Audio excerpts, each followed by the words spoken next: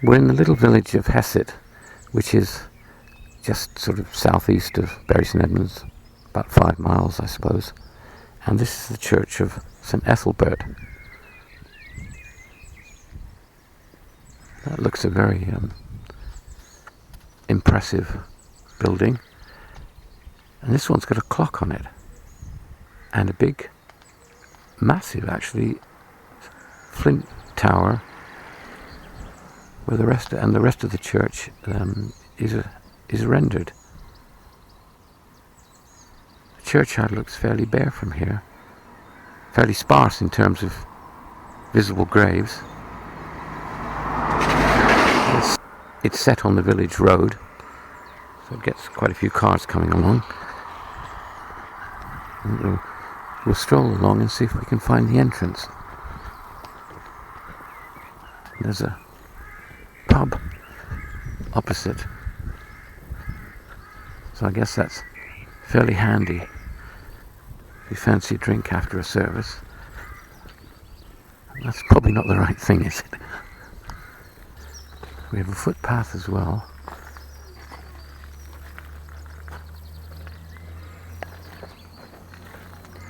Well, we've got an avenue of trees which have been viciously chopped back.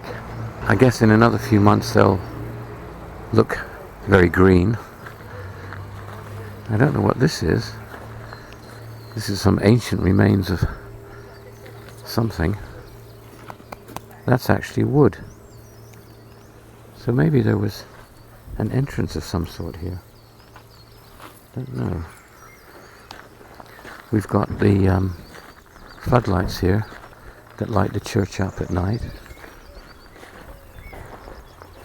and a big cross monument here. We'll have a look at that. The grass seems to be pretty well left to its own devices. Got a nice bed of blue flowers coming through here.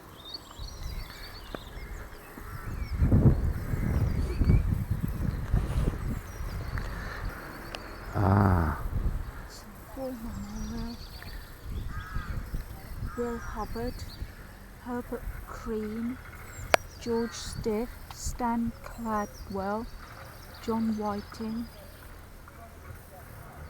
So this is a memorial to soldiers that died in the First World War, and it gives the years that they died in.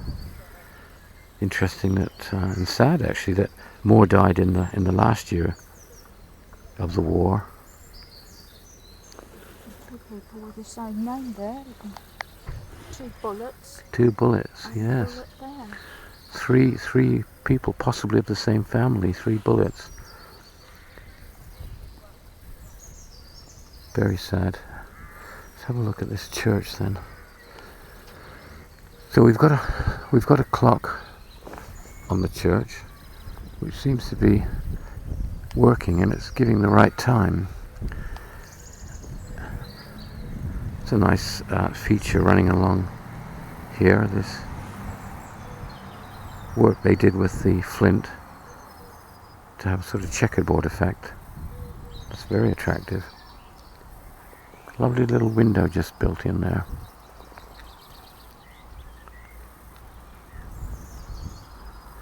So we've got a rendered section there, and then we're back to flint. I mean, obviously I don't know the history of this, but it looks as if different parts were added on in different periods. There is a difference in the building. I mean, it looks even as if it's 3 different stages of development.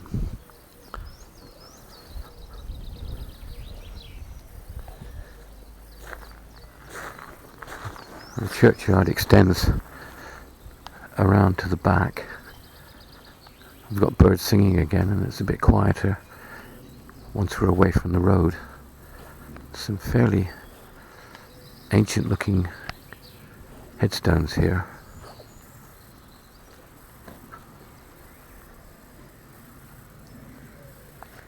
More graves set underneath a tree again. And the weather today is not so nice, but I would imagine this is absolutely stunning on a sunny day, and it's a shame that we're not looking at it on a sunny day. That's seen some better days. But the graveyard extends further around the back.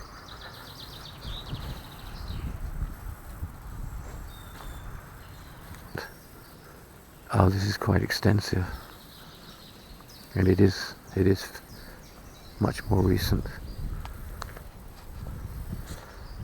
So I'm guessing this is a plot of land that's been added to the churchyard.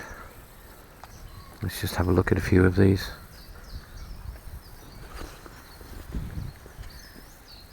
Malvina and Bullet. Now that's interesting. The first one we look at is a person who is of the same family where we just saw 3 people die in the First World War. That's very strange.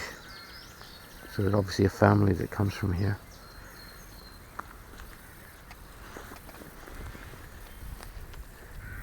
Died 1995.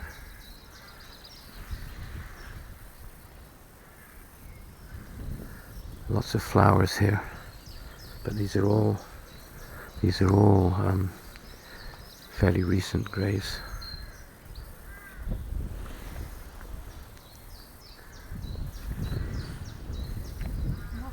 Ah, we found another bullet here.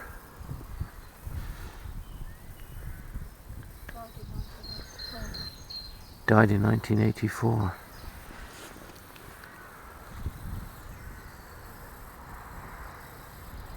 I suppose they would all be related.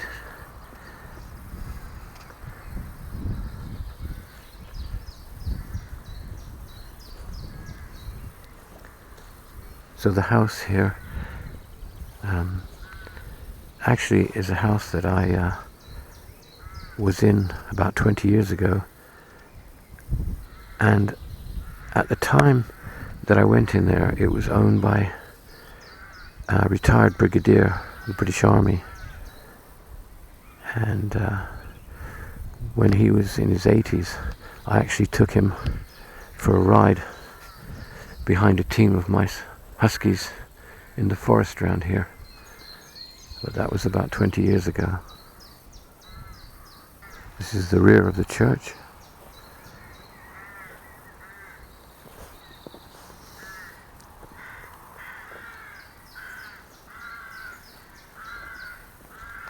Well, the sound of birds there, which I believe are rooks, they sound very atmospheric in a churchyard. There's been a fire here. I guess they were probably burning rubbish from clearing the garden, perhaps. This part is fairly old and rather falling apart in ways. Looks like the cross has been broken off of this. 18, what would you say that is? 1807? Possibly. Yeah, difficult to tell.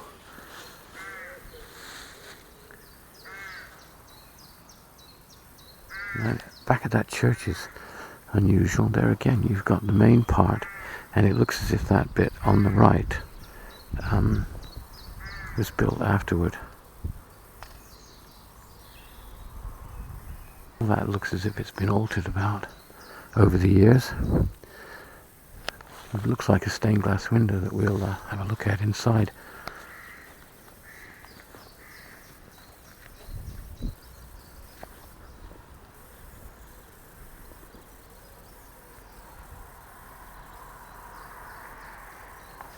A more ornate but quite worn entrance.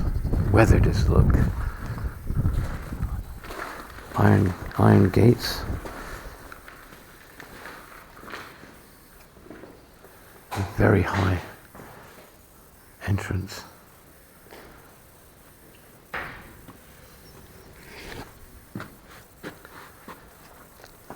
Wow, this is a big church now.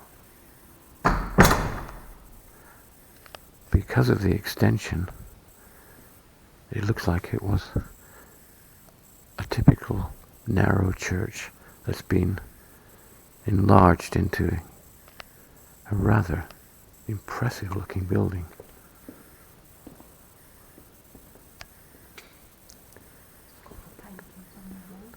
Ah, yes.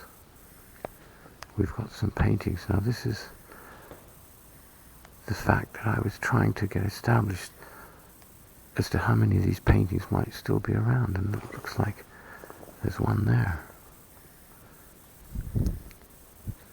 Because I guess that these churches were all painted at one time with murals, and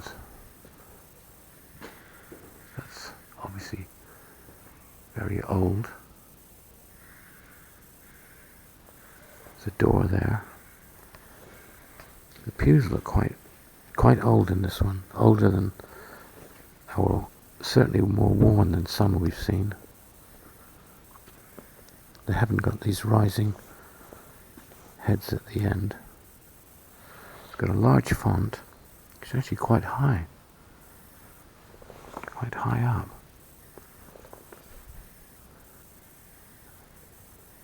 And there's the tower. That's where they ring the bells. There's a ladder there to get up. A beautiful stained glass window.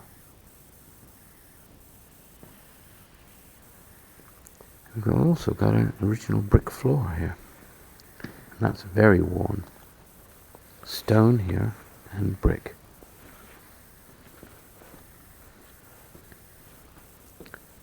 It's a remarkably nice floor. They've laid carpet down the middle here. We've got all these arches and stained glass and coloured glass on each side.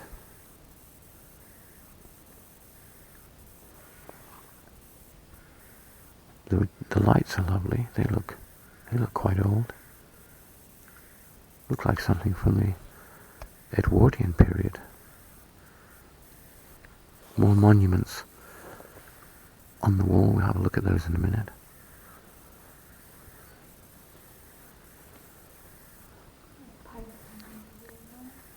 Yeah, another painting. Let's have a look at this.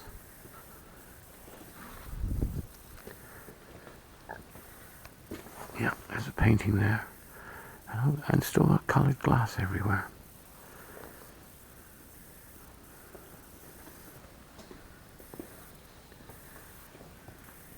Monument there.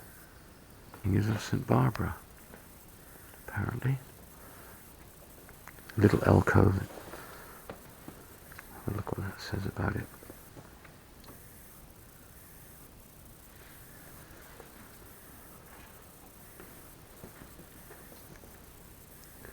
This is a very grand looking church now. There again, we've got the beautiful wood ceilings. I wonder if these were originally gas or paraffin, I mean.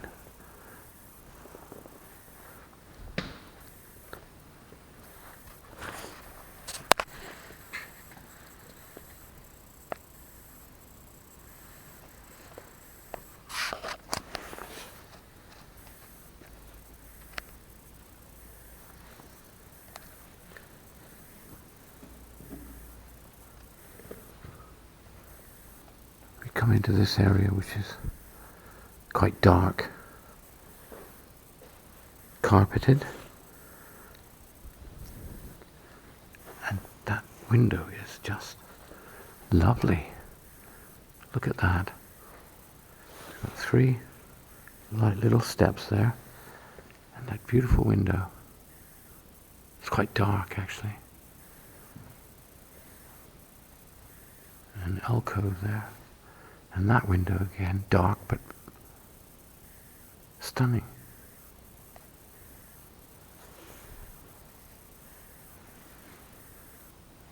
Got a monument over here, whether we can see what it says.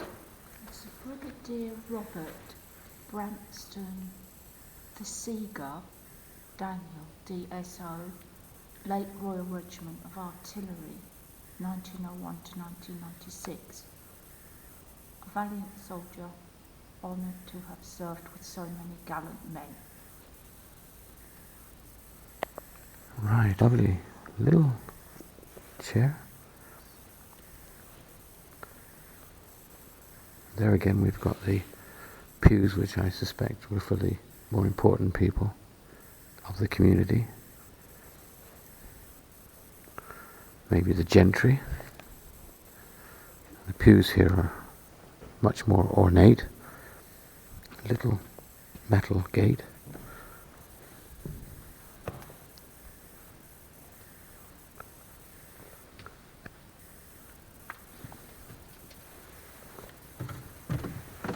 This is the view that the vicar would have had, speaking to his congregation, and it feels very much like you're in a cathedral. Very impressive church this is.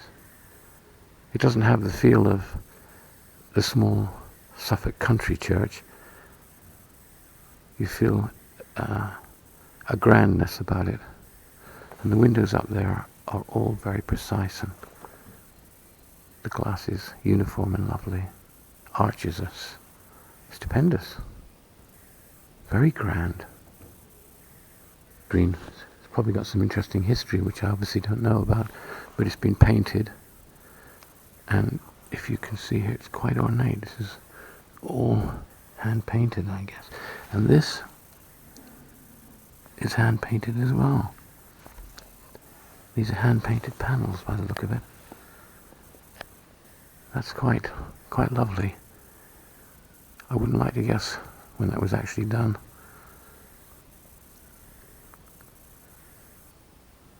But that's very impressive. Please mind a step. Little opening up there.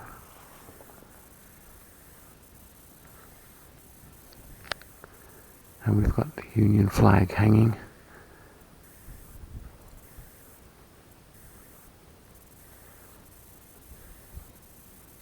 Let's have a look at this memorial over here. There's a little window open there for fresh air. Very old floor. Mixture of stones and tiles and bricks. And what is this? It looks like a clock mechanism. It is, I would have thought, it is a clock of some sort, and there are the arms, the hour and the minute hand. Hessett church clock. This clock movement, which did duty in the tower of this church for upwards of 100 years, is exhibited here in memory of Miss Barbara Joyce Springthorpe, 1922 to 2009, a parishioner for nearly 50 years. Well, that's interesting. That's then the mechanism that worked the clock. So we've got a new clock outside at the moment. Never really seen the mechanism of one. Very interesting. Coat of arms there. Another memorial. More glass. Coloured or stained. That looks like a bit of a mixture, as if it's been changed over the years, perhaps. That's a strong box, apparently. A strong box. It looks very strong. I wouldn't like to lift it.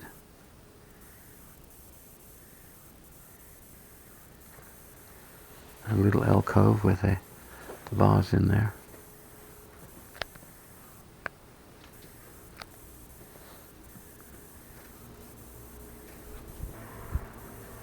So this church seems far more formal, very well kept. Oh, there's another painting on the wall that we missed. I'd like to know more about these paintings there. I think it's a very fascinating topic. You can just make out, it looks like a monk sitting there perhaps, 2 feet, and he's wearing a cloak.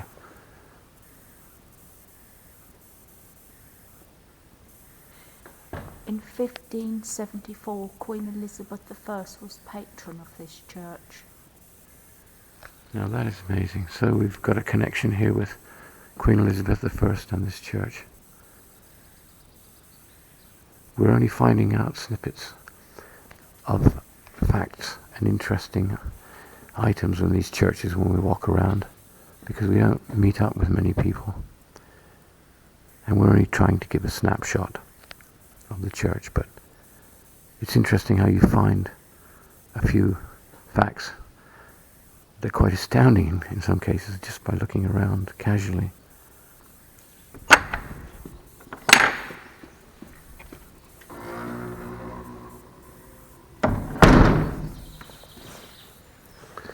Got the notices.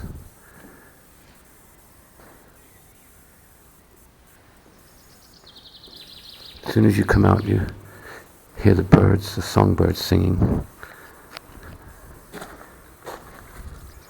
Got a nice gravel path. Oh, the weather's changed for the better slightly. There's some actually bits of blue sky.